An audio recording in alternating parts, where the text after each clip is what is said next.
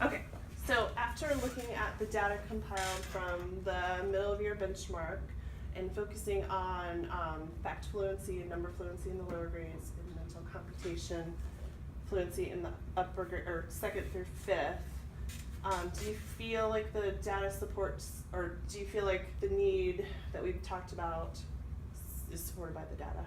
I guess, what do you feel like you're seeing in the lower grade levels? I think so. I think that the lower grades, we really need to build the skills for them to move on. So that's one thing in kindergarten that we can start with now at this time of year, because now they know their numbers, and so now we're putting the numbers together.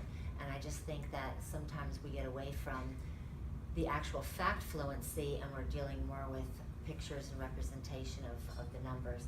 And so I see where, in order to do mental math, moving on, we will need that. That's something that I would bring back to my team. Right. And I know with third grade, we're seeing like kids coming in not necessarily knowing their addition and subtraction facts, so it's making it difficult for that mental computation part of it. And then as they're learning multiplication, they don't have the addition support and subtraction support to move on to multiplication and division. So third grade's particularly hard because they seem to be having trouble with both.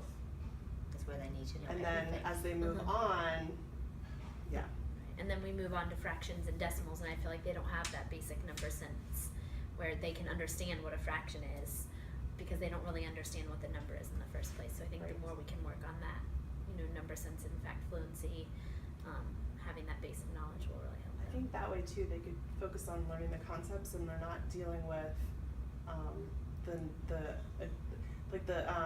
addition, subtraction part of it. That computation, the simple computation, they're not dealing with. If they have that fluency, they're able to work on the concept. Right, and they already have in their head the fact when they're trying to do long division. I feel like that makes it a lot less complicated. So moving forward, our next meeting we'll talk about some things that we can put into play in our classrooms, and then come up with an action plan. That would be great. That's right. Yeah. Thank you. I'll see you next time. Thank you.